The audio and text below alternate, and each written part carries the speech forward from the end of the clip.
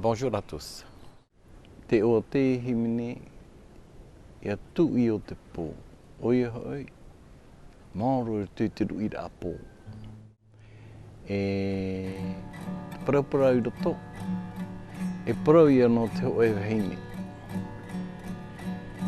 E te mauro a pō, ai tatana tāni tutu a whare.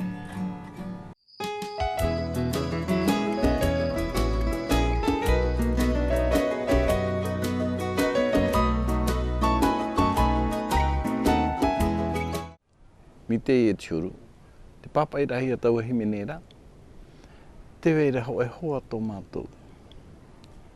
E te rau an hora ai te hoe pepea. Ua tae re tio e tēme.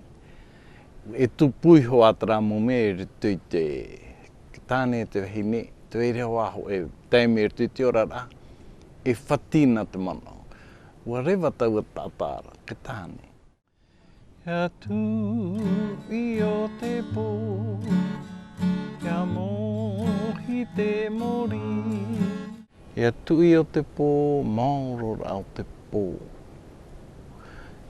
E te ria tēme, ua puta mai te hoe mana oi ti ana. E tere tō ona, tōna tere iti.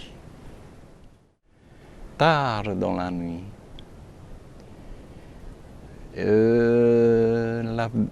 la femme, dans son petit chagrin, s'est dit ben, pourquoi pas que je dois sortir aussi.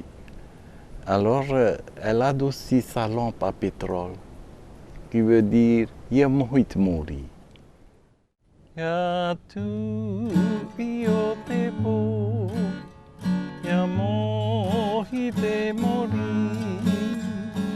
pita te tahiri mai. Ah, au pu on est har eori. Et elle se met à confectionner sa petite couronne.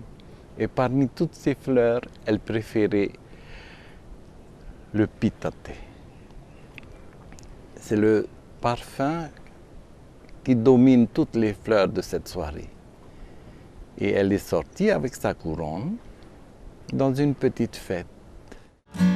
Tere imi, tere. Na vaira, na vetai e, te ie wahine, ia hato na tere. Raya, tā tura i taua wahera, te ruru nei ki tau rea rea. E te rame te mō tau rea rea, nāo era rātou, nā vai rā te ie veini.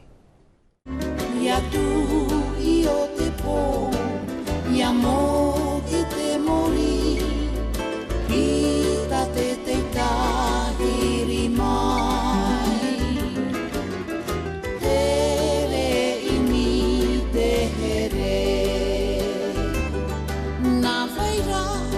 Vetai e, te ie wahine, e aha tōna tere, te ie arui, tere imi, te here api. L'attroupement de jeunes se demandait, mais qu'est-ce que cette dame, qu'est-ce que cette femme si jolie et toute seule dans la nuit? Qu'est-ce qu'elle fait là, ici? Et la voix du bonhomme qui dit, un autre copain qui sort et qui dit, Tere imi, tere api.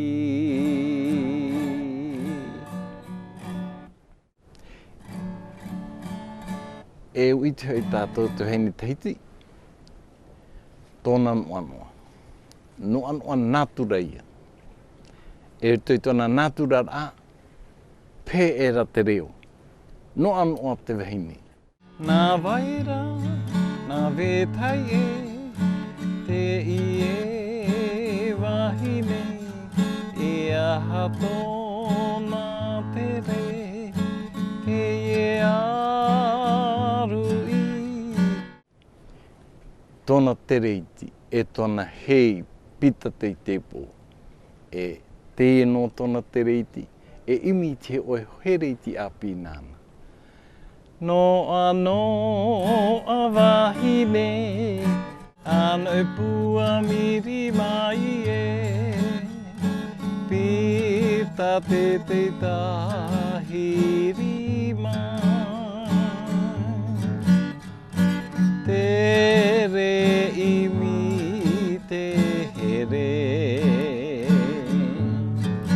No ano a wahine, ano I pua miri mai e, pita te tahiri mai. Tere imi te here. No ano a wahine, ano I pua miri mai e, pita te tahiri mai. Tere imi te here. Nā whaira, nā wētai e, te i e wahine, e aha tōna tere, te e aru i, tere imi te here api. Tere imi te here api.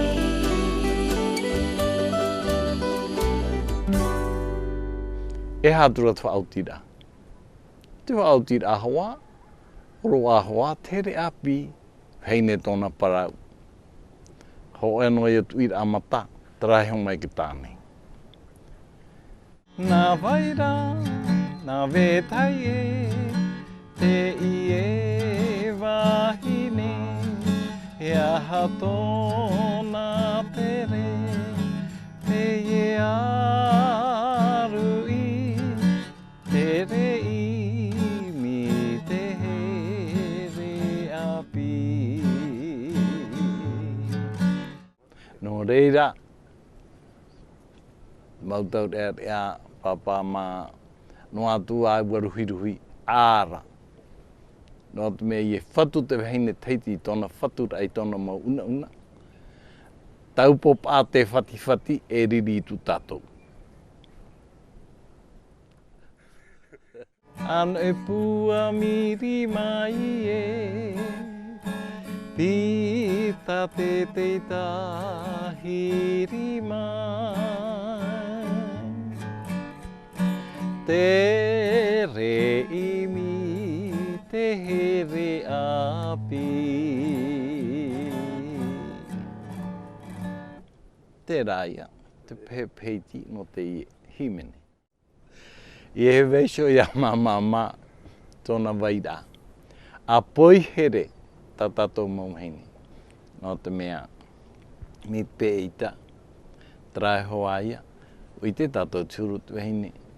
Ai te moni tu tōna pute, i hare ono tatou rātu mautāne, te rea tu me whiwhi.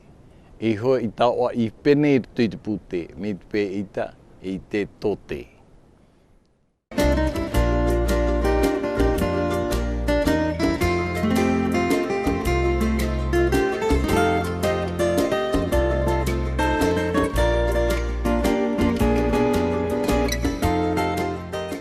E hātona tere i te ierui, e tere e imi tio e here a pīnana.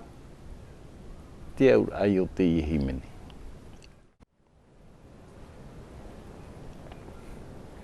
Qui c'est qui a chanté cette chanson?